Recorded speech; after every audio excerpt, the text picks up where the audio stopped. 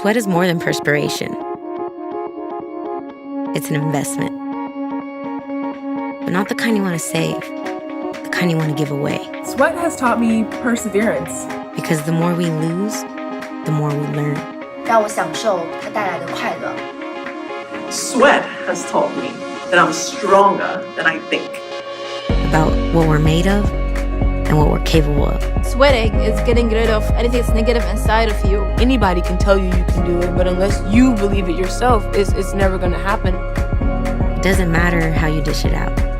Slow and steady like a drip of your morning coffee, or fast and furious, forming puddles at your feet. Sweat has taught me that there are no limits. But just remember, whatever you want out of 2016, remarkable things are rarely achieved by women in dry shirts. You have to find something within yourself to push yourself.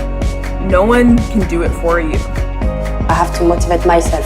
Тогда в конце ты понимаешь, что это именно то, чего ты всегда хотел. So tie your hair back, regrip, and let it drip. Because you'll never run out of sweat. But you might run out of time.